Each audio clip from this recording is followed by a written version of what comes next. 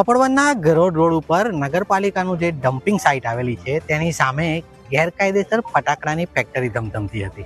આ ફેક્ટરીમાં બ્લાસ્ટ થયો અને આસપાસની ધ્રજાધરી ઉઠી. આપ જોઈ શકો છો મારી પાછળના આ દ્રશ્યો બતાવે છે. જો કે અત્યાર સુધીમાં 2 વ્યક્તિઓ ગંભીર રીતે ઘાયલ થયા હોવાનું અધિકારીઓ જણાવી રહ્યા છે. એકને નડિયાદ અને એકને અમદાવાદની સિવિલ હોસ્પિટલમાં ખસેડવામાં આવ્યો છે. ત્યારે ભગવાનને પ્રાર્થના કરવી રહી કે આ મજૂરોનું કોઈ મોટું નુકસાન ના થાય. પરંતુ જે ઘટના બની છે તે ઘટનાને લઈ હવે કંપનીના સંચાલક સામે ફરિયાદ નોંધાય તો નવાય નહીં. Yoginderji, news capital, Kheda. Kapadvanj Garod road ઉપર આજે ફટાકડાની ફેક્ટરીમાં જે બ્લાસ્ટ થવાની ઘટના બની ત્યારબાદ મોટી સંખ્યામાં લોકો સ્થળ પર પહોંચ્યા છે. આપ જોઈ શકો છો આ દ્રશ્યો. આજુબાજુના સ્થાનિક લોકો અત્યારે અહીંયા પહોંચ્યા છે અને આ જે ઘટના બની છે તેને લઈ અનેક પ્રકારના પ્રશ્નો સ્થાનિકોમાં ઉદ્ભવી રહ્યા છે. કોણે આ ફેક્ટરીને પરમિશન આપી, કેટલા સમયથી આ ફેક્ટરી અહીંયા ચાલતી હતી, આખરે કેમ આ બ્લાસ્ટ થયો, તેવા પ્રશ્નો સ્થાનિકોમાં છે. આપણે સ્થાનિકો સાથે જે વાતચીત કરીશું. સૌપ્રથમ પૂર્વ પ્રમુખ જે તાલુકા પંચાયતના છે એમની સાથે વાત કરીશું. નીતિનભાઈ, જે બ્લાસ્ટ થયો છે કેવા પ્રશ્નો છે તમારા મનમાં, શું કહેશો?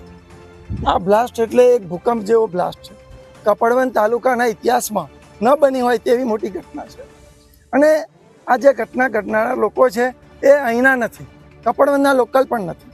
તેમ છતાંય અહીંયા ખોટા ધંધા કરે છે એ કોની રહેમ નજર બને છે એ જોવાનું રહ્યું.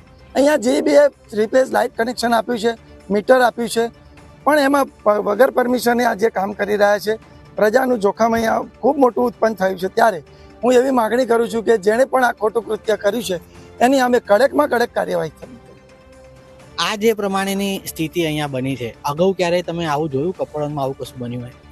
અગાઉ અમે કોઈ દિવસ આવું જોયું નથી, પરંતુ આ ભારતીય જનતા પાર્ટીના રાજમાં ખેસ પહેરો અને ખોટું કામ કરો એ નીતિ અત્યારે વારંવાર દેખાઈ રહી છે. ત્યારે પ્રજા સમજી ગઈ છે નહીં, જે ખોટું ચાલતું હોય ત્યાં કોઈની રહેમ નજર હેઠળ જ ચાલે છે. બાકી તો આવું ખોટું કોઈ દિવસ ચાલી શકે નહીં. પ્રજાને પણ અંદર આવવું હોય તો પણ આવવા નતા જ દેતા. કેમ આવું? કોઈ પણ કામ સારું થતું હોય, પ્રજાને જોવું હોય, નજીકના કોઈ આપણા સરપંચને જોવું હોય કે ગામ લોકોને જોવું હોય તો જોવા દેવું પડે. પરંતુ ખોટું કૃત્ય કરતા હોય ત્યારે અંદર નહીં બેસવા દેવાનું. અને આવડો મોટો બ્લાસ્ટ થાય ત્યારે અમારી આજુબાજુની પ્રજા પણ એકદમ હેપતાઈ ગઈ છે. એને પણ એમનું આર્થિક નુકસાન થયું છે. એની ભરપાઈ પણ આ કંપનીના માલિકે ભોગવવી પડે અને એની સામે કડક કાર્યવાહી કરવાની થાય તો કરવી પણ પડે.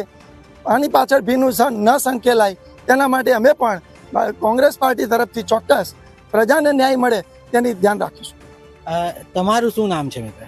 વિનોદસિંહ સોલંકી, જાગૃત નાગરિક. ઓકે, શું કહેશો આ ઘટના પર? આ ઘટના એવી છે કે કપડવંજ નગરપાલિકા વિસ્તાર લાગે છે. અહીંયાથી 1.5 કિલોમીટરની અંદર અહીંયા જે શરૂઆતની અંદર પહેલો મોજ આવ્યો હતો. જેવો બ્લાસ્ટ થયો હતો ત્યારે જે બ્લાસ્ટનો માહોલ હતો, આજુબાજુમાં 2 કિલોમીટર મકાનો છે, એ મકાનોના નરિયા પણ તૂટી ગયા, એ લોકોને બારી પણ તૂટી ગઈ છે, એ લોકોને દિવાલો મોટી મોટી તાબાના મોટું પુષ્કળ નુકસાન થયું. એ લોકો ઘરમાંથી દોડીને ભાગી ગયા હતા એવી હાલત હતી. કારણ કે આવડો મોટો બ્લાસ્ટ ક્યારેય જોયો નહીં. તો આવડો મોટો બ્લાસ્ટ આવું થયું શું એમ?